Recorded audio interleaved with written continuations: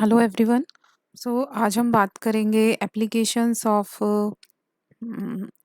तो ये आप बीएससी थर्ड ईयर का क्वांटम मैकेनिक्स का पेपर देख रहे हैं।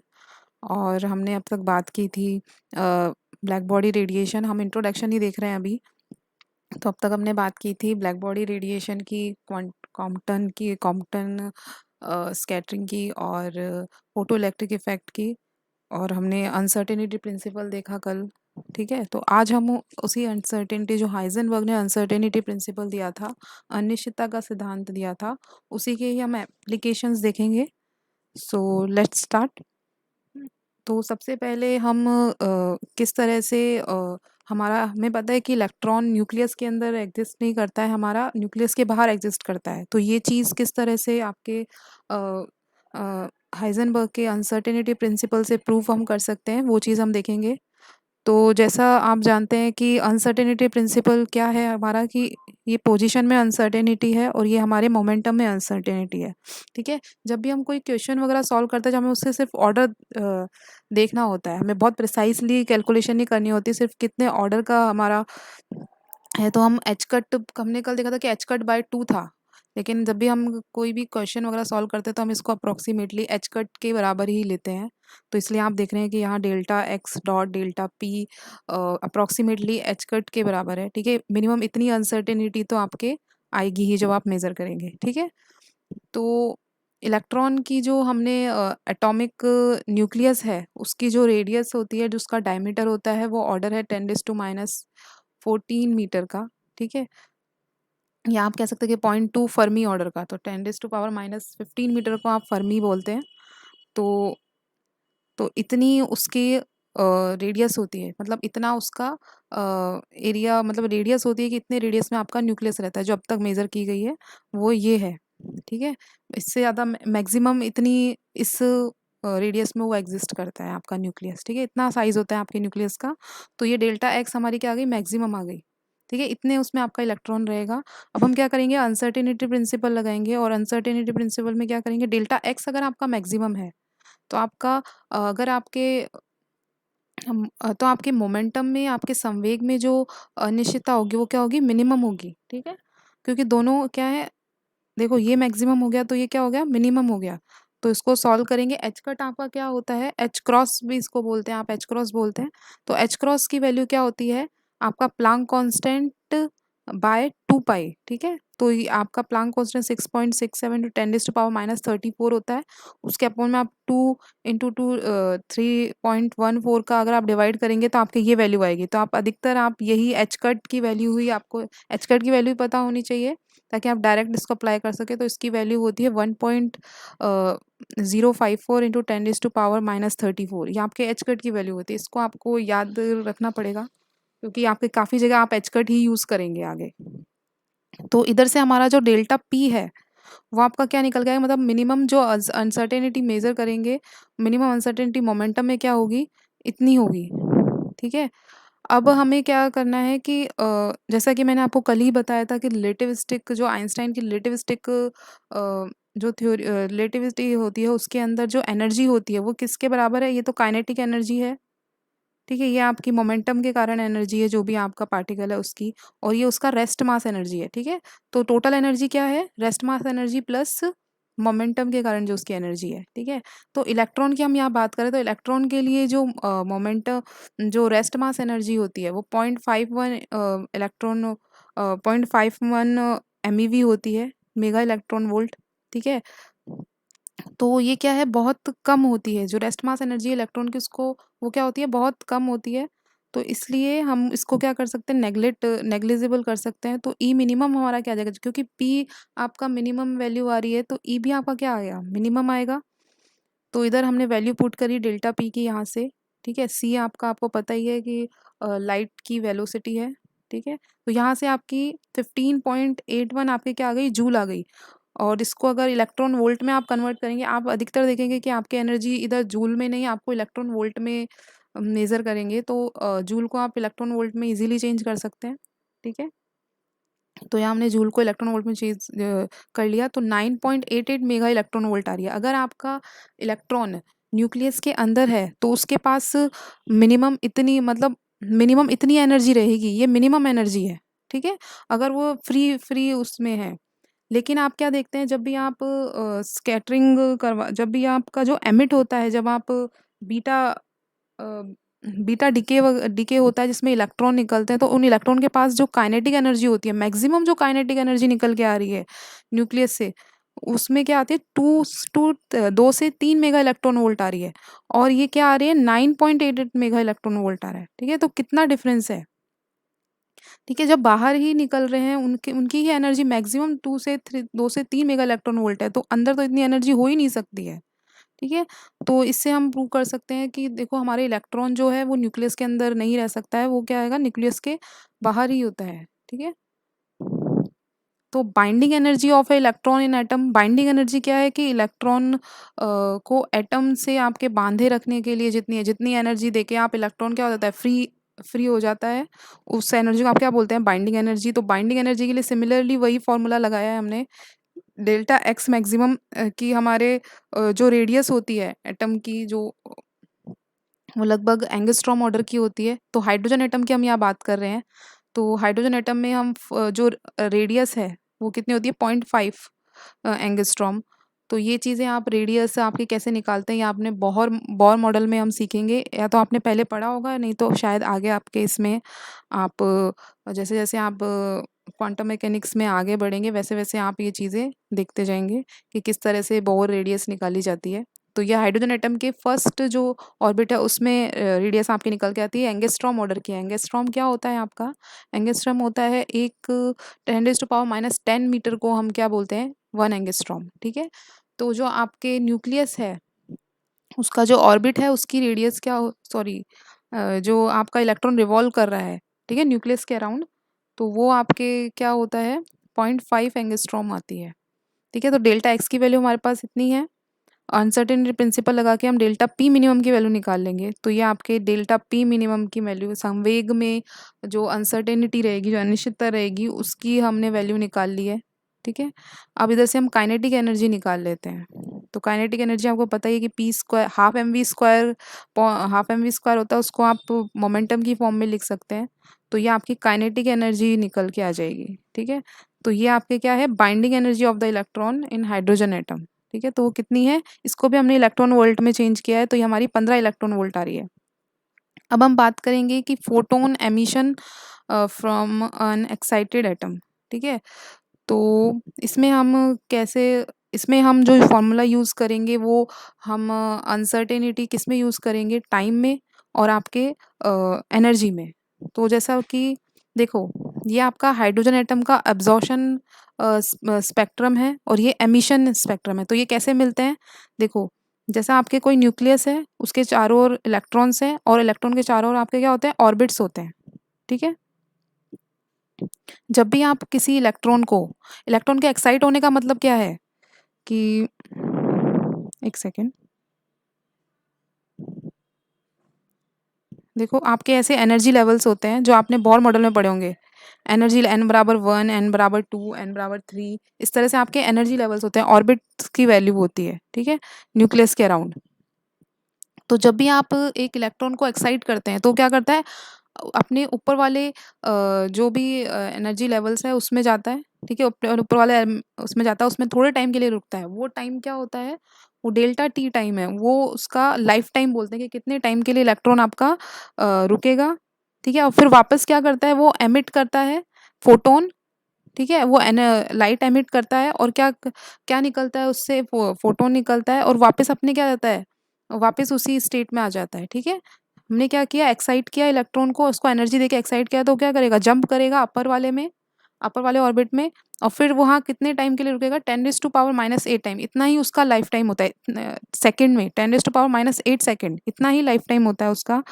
तो फिर वो अपनी एनर्जी लूज़ करके इतने टाइम तक रुकेगा, फिर वो एनर्जी लूज़ करेगा और आपको क्या मिलते हैं, ऐसे स्पेक्ट्रम मिलते हैं।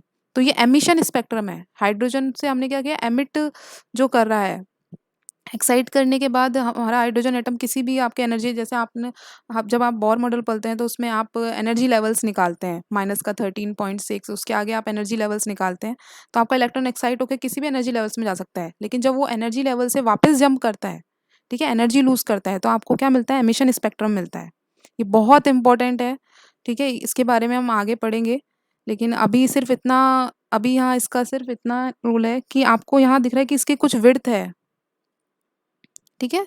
इसकी कुछ चौड़ाई है, ठीक है? आपने जो स्पेक्ट्रम दिख रहा है, ये एमिशन स्पेक्ट्रम है, आपका एब्ज़ॉर्प्शन स्पेक्ट्रम है। देखो, एमिशन और एब्ज़ॉर्प्शन स्पेक्ट्रम में क्या है, देखो जो यहाँ एमिट हो रही है लाइट, वही क्या हो गई, एब्ज़ॉर्ब हो गई जब हमने एब्ज़ॉर्प्शन स्पेक्ट्रम, ये जो आपको ब्लैक दिख रहा है, ये वाली लाइट क्या, इसका मतलब क्या है कि ये वाली लाइट क्या हो गई, एब्ज़ॉर्ब हो गई है, ठीक है? और जब आप एमिट कराते हो तो आपकी सेम वही लाइट क्या होती है, एमिट होती है, ठीक है? जो एब्ज़ॉर्ब हुई थी वही क्या होता है, इसका मतलब क्या होता है, जो एटम जिस लाइट को एमिट एब्ज़ॉर्ब करता है, उसी लाइट को क्या करता है, जब आप उसको एनर्जी देते हैं तो वही लाइट को क्या करता है, एमिट करता है। तो ये यहाँ काम की चीज़ नहीं है, काम की चीज़ हमारी सिर्फ़ इतनी है कि देखो आपको यहाँ विड्थ दिख रही है एक, ठीक है? और यहाँ आपकी क्या है, फ्रीक्वेंसी है, ठीक है? ये आपका स्पेक्ट्रम है, ये आपने देखा है रेड, विबग्योर जो आपको दिख रहा है, violet, indigo, blue, green, red, blue, जो विबग्योर आपका है वो उस तरह से आपको दिख रहा है, ये लाइट्स का स्पेक्ट्रम है विजिबल रेंज में, ठीक है? आपको विजिबल रेंज में हाइड्रोजन एटम के दिखते हैं, तो इसकी एक विड्थ आ रही है। तो यहाँ हम क्या देखेंगे, देखो इलेक्ट्रॉन देखो एक्साइट किया है, एनर्जी लेवल्स, और वो 10⁻⁻8 सेकंड तक आपके रुकता है, तो ये डेल्टा टी आपकी वैल्यू आ गई। डेल्टा ई आपके क्या आएगा, तो ये आपका डेल्टा ई की वैल्यू है, ठीक है? एच कट की वैल्यू रख दी, डेल्टा टी आपको पता है, डेल्टा ई की वैल्यू आ गई, ठीक है? इधर से आप फ्रीक्वेंसी में अनसर्टेनिटी निकाल सकते हैं, तो आपको पता है ई इजिकल्स टू क्या होता है, एच न्यू होता है, just a second, E equals to आपके क्या होता है, एच न्यू होता है, तो इधर से न्यू की वैल्यू जो आपकी फ्रीक्वेंसी है, जो आपकी उसके में क्या है, अनसर्टेनिटी आ रही है, उसमें उसकी कुछ, उसकी एक सिंगल वैल्यू नहीं है, उसका एक स्प्रेड मिलेगा आपको, विड्थ मिलेगी, तो उसकी विड्थ क्या होती है, इतनी है, ठीक है? तो इस तरह से आपका ये जो एप्लीकेशन वाला पार्ट है, ये आपका कंप्लीट हो गया है, ठीक है? तो और हम देखेंगे अब जो बहुत इम्पोर्टेंट आपके एक एक्सपेरिमेंट परफॉर्म किया गया, वो था डबल स्लिट एक्सपेरिमेंट। ये आपने आपने जब ऑप्टिक्स पढ़ी होगी 12th क्लास में, तो आपने एक यंग डबल स्लिट एक्सपेरिमेंट किया था। फ़र्क इसमें क्या है, उसमें हमने लाइट का यूज़ किया था, इधर हम करेंगे इलेक्ट्रॉन्स का यूज़, ठीक है? लाइट की जगह हम इलेक्ट्रॉन्स का यूज़ करेंगे, तो आपको बहुत सिमिलर, तो जब भी हम इंटरफेरेंस या फिर अध्यारोपण, इंटरफेरेंस जब अभी हम पढ़ते हैं, यंग यंग द्विस्लिट जो आपने एग्जाम पढ़ा था, उसी तरह का सेटअप है, लेकिन फ़र्क इतना है कि वहाँ वो भी आपके क्या करता था, उस एक्सपेरिमेंट में हमें क्या पता चला था कि हमारी लाइट जो है किसकी तरह बिहेव करती है, वेव की तरह, ठीक है? वो एक पार्टी वेव की तरह, उसके वेव नेचर को समझाया था यंग डबल स्लिट एक्सपेरिमेंट में। और देखिए आपको कुछ उसी तरह का है, ठीक है? अब हमने क्या लिया है, एक इलेक्ट्रॉन गन है, इधर से क्या करेंगे, इलेक्ट्रॉन्स निकलेंगे, ठीक है? ये हमने डबल स्लिट लगाई है, ठीक है? देखो आपके इंटरफेरेंस होने के लिए एक कंडीशन थी, अगर आपको याद हो कि जब आपने पढ़ा पढ़ा होगा अपने स्कूल टाइम में, कि आपके कंडीशन अप्लाई होती थी कि यंग डबल स्लिट में, कि जो भी आपके इलेक्ट्रॉन जो भी आपकी लाइट है, उसकी वेवलेंथ है और इसकी जो चौड़ाई है, जो आपकी स्लिट की, उनका ऑर्डर क्या होना चाहिए था, सेम होना चाहिए, ठीक है?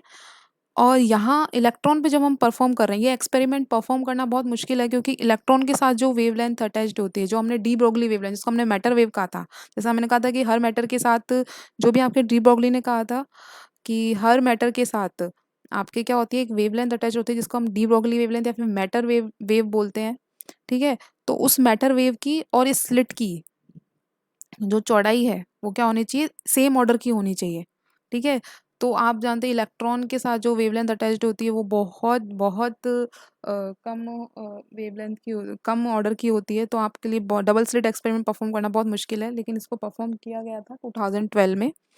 सो जब भी आप इलेक्ट्रॉन को इधर इंसिडेंट करवाएंगे, देखो क्लासिकली हम इलेक्ट्रॉन्स को कैसे देखते हैं, बॉल्स के जैसे, कि टाइनी बॉल्स के जैसे हैं। क्वांटम मैकेनिक्स में हम इलेक्ट्रॉन्स को कैसे देखते हैं, लेकिन इलेक्ट्रॉन एक चीज़ है, इलेक्ट्रॉन ये सब आपके क्या है, वेव हैं, ठीक है?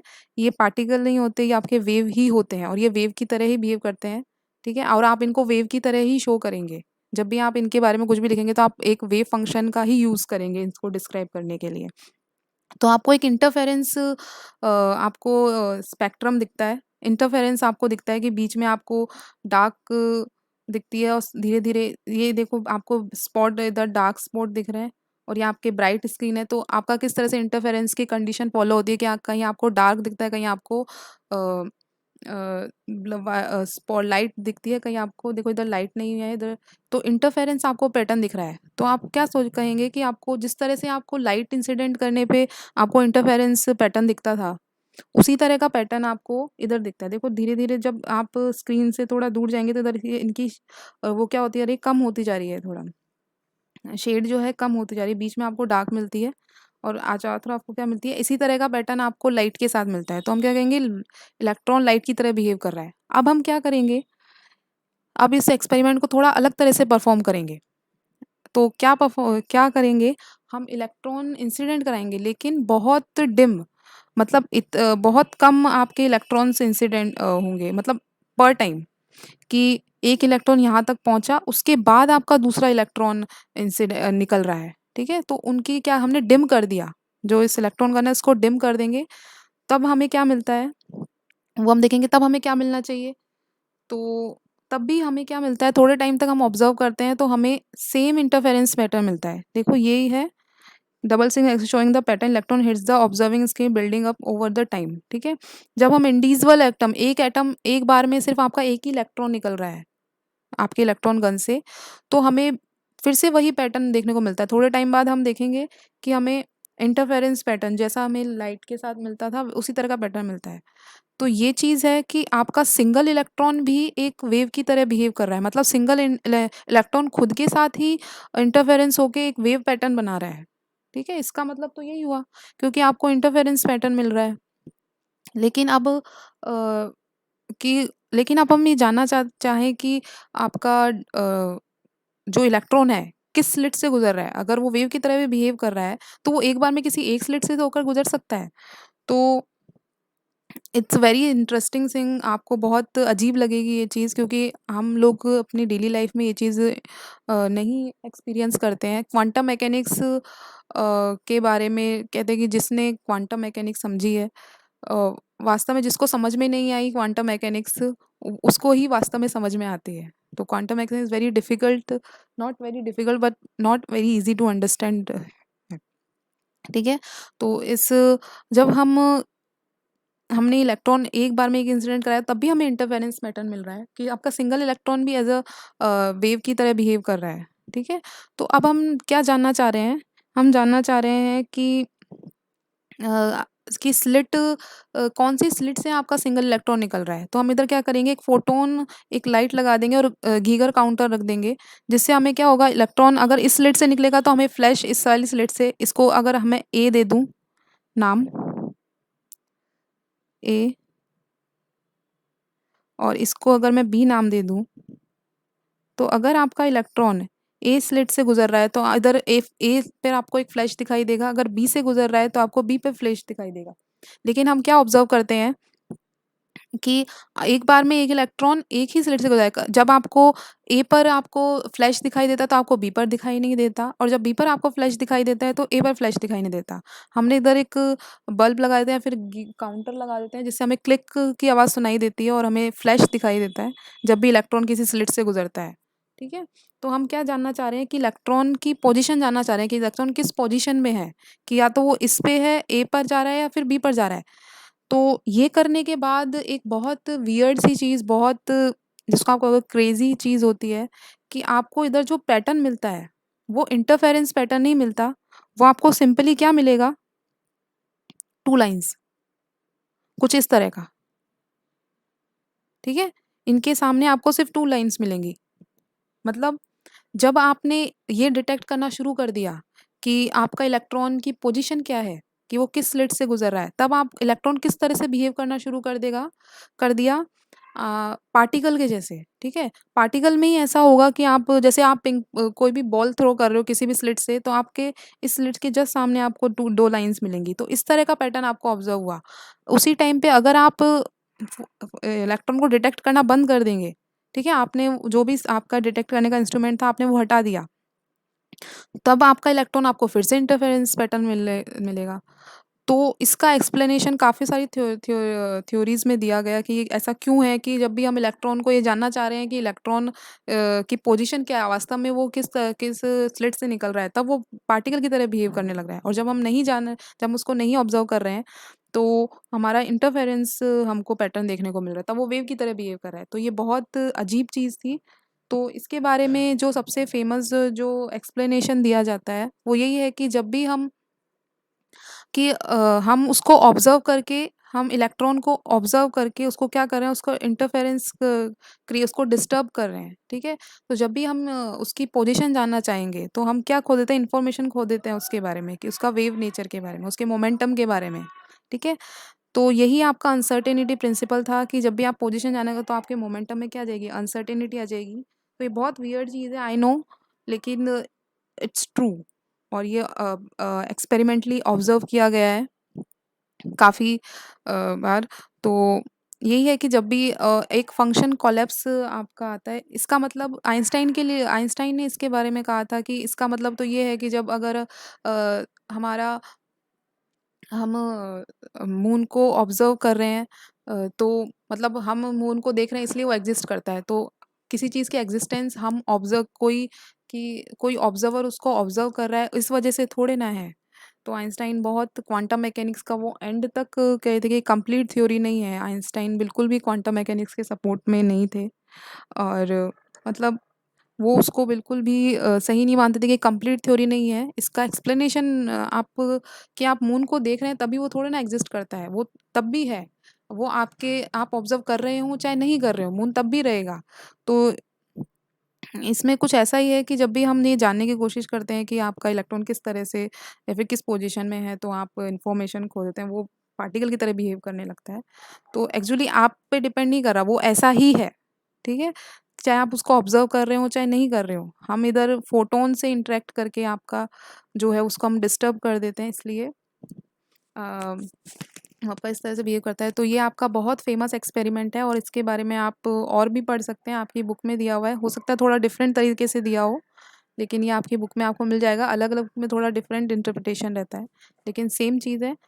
सो आज के लिए बस इतना ही। और आपको एक असाइनमेंट मैं देके जा रही हूँ। So particles have wave nature, why it is not revealed in our daily life. तो अगर हर ऑब्जेक्ट आपका वेव की तरह बिहेव करता है, जैसा कि डी ब्रॉगली ने कहा था, तो आपके डेली लाइफ में आप उसको एक्सपीरियंस क्यों नहीं करते हैं, कि आपकी एक बॉल या फिर आप जब स्कूटर चला रहे हैं, तो आपकी स्कूटर वेव की तरह क्यों बिहेव नहीं कर रहा है, ठीक है? तो ये चीज़ का आपको जवाब ढूंढना है। So thank you.